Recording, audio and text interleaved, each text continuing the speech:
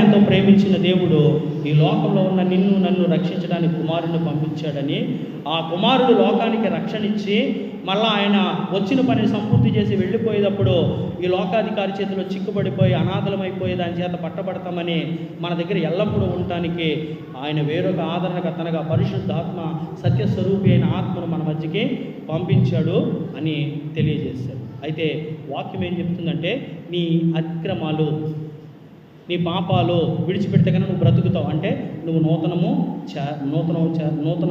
నూతనపరచబడాలి, నువ్వు రక్షింపబడాలి. అదే దేవుని ఉద్దేశం. ఈ లోకంలో సమస్తము నీకు ఇచ్చి సమృద్ధిగా ఇచ్చినా, లేకపోతే ఈ లోకానికి ఆయన కుమారుడిని పంపించి రక్షణ నీకు ఇచ్చినా, నేను అనాథగా విడవకుండా ఆదరణకర్తనే పరిశుద్ధాత్మ కాపుదల నీకు ఇచ్చినా, ఆయన ముఖ్య ఉద్దేశం ఏమిటంటే కనుక సువార్త పాఠ్యభాగంలో చెప్తున్నాడు కదా, తండ్రి కుమార పరిశుద్ధాత్మనామంలో బాప్తిస్మం ఇవ్వండి, రక్షించండి. ఇక పత్రిక పాఠ్యభాగంలో కొరింథీయులకు రాసిన ఆ పత్రిక 2వ పత్రిక 13వ అధ్యాయము చివరి 14వ వచనంలో ఏం చెప్తున్నాడో తెలుసా? కృప గురించి మాట్లాడుతున్నాడు. కృప గురించి ఎవరి కృప అంట? ఆ కృపే నేటి వరకు మన వల్లనే ఇలా ఉంచింది. మనము ఆ తండ్రే లేకపోతే, ఆ కృపే మనకు ఉంచకపోతే అపవాది చేతికి చిక్కబడి అది ఇష్టం వచ్చినట్టు ఏదో ఉంటే చేయబడుతుంది. ఇంకా తప్పులు చేస్తున్న వారు కూడా, ఇంకా లోకంలో జీవిస్తున్న వారు కూడా ఇంకా ఆయుష్ ఎందుకు పొడిగిస్తున్నాడో తెలుసా? అపవాది చేత దానికి నిత్యము అవకాశం ఇచ్చి, ప్రతి విషయంలో అపవాదికి అవకాశం ఇచ్చి అంతా దాని చిత్త ప్రకారంగానే జరిగిస్తున్న వాడికి ఆయుష్ ఎందుకు పొడిగిస్తున్నాడో తెలుసా? ఎప్పుడైనా మారతాడని. ఏ ఒక్కరు నశించిపోవడం ఆయన ఉద్దేశము కాదు. ఆయన కృప మనకి తోడుగా ఉందని పత్రిక పాఠ్యభాగంలో చెప్తున్నాను. నూతనపరచబడాలి. 1-2 మాటలు చెప్పేసి నేను వాక్యాన్ని ముగిస్తాను. చదువుదాం. ఒక సందర్భాన్ని గుర్తు చేసుకుంది. యోహాను సువార్త 3వ అధ్యాయం 2వ వచనం కానీ చదువు. నూతన జన్మ గురించి ఒక సందర్భం. ఎవరతను? నికోదేము.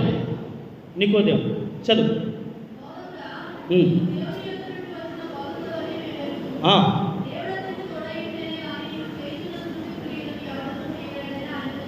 అది లోకం తెలుసుకుంటలేదు. లోకము లేకపోతే ముస్లిం సహోదరులను కదిపితే ఏమంటారు తెలుసండి? అబ్రహాము దేవునితో ఉన్నాడు, దేవునితో నడిచాడు, అబ్రహాము దేవుని చూశాడు, అబ్రహాము దగ్గరికి దేవుని వాక్యం వెళ్ళింది, అబ్రహాము దేవుని చెప్పుని నడుచుకున్నాడు, వాగ్దానాలు పొందాడు, అబ్రహాం మనందరికీ విశ్వాసులకు తండ్రిగా ఉన్నాడు. దావీదు ప్రవక్తగా ఉన్నాడు, దావీదు ఎన్నో కీర్తనలు రాశాడు, దావీదు స్థితిగతులన్నీ మనకు తెలుసు, దేవుడు హెచ్చించాడు, దావీదు ఎన్నో ప్రవచనాలు ప్రవచించాడు. అలాగే ప్రవక్త గురించి ప్రవచించినట్లే ఆ ప్రవక్తగానే యేసుక్రీస్తు వచ్చాడు.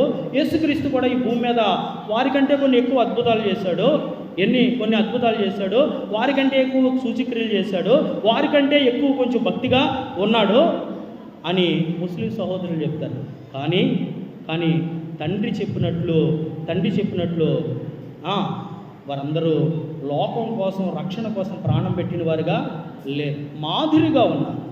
లోకానికి ఎలా ఉన్నారు అంటే కనుక విశ్వాసం అనే దానికి మొదట విశ్వాసం ప్రారంభమైందా తండ్రి అబ్రహాము అని విశ్వాసులకు ఆరాధించేవారుగా ఉంటే కనుక ఆరాధనకు సాదృశ్యంగా దావీదు మాదిరిగా ఉన్నారు. కానీ యేసుక్రీస్తు ప్రభు రక్షకుడుగా ఆయన దగ్గరకు వచ్చి నికోదేము ఒప్పుకుంటున్నాడు. సెనహెద్రిన్ సభలో ఆ 70 మందితో కూడిన ఆ సెనహెద్రిన్ మీటింగ్ అనే సభలో ముఖ్యుడిగా నికోదేము కూడా ఒక అధికారిగా ఉన్నాడు.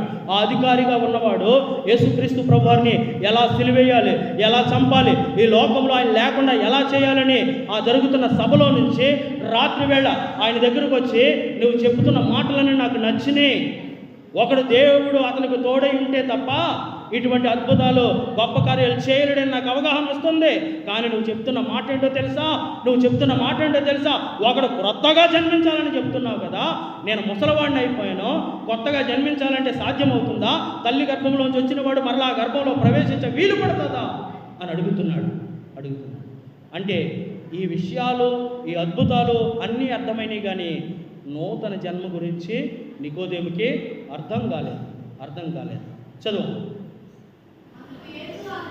అందుకు యేసు అతనితో, ఒకడు క్రొత్తగా జన్మించితేనే కానీ. మరి ఇప్పుడు మనం దేనికోసం పరలోకమే అంతఃపురం చేరాలనే నా తాపత్రయం.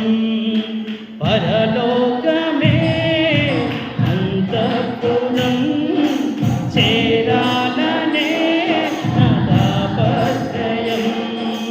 యేసుదేవరా దారి చూపవా, కనికరించవా. యేసుదేవరా దారి చూపవా, కనికరించవా. పరలోకమే అంతఃపురం చేరాలనే నా తాపత్రయం. దేవునికి స్తోత్రం, దేవునికి స్తోత్రం. నికోదేముతో దేవుడు చెప్తున్న మాట ఏంటో తెలుసా?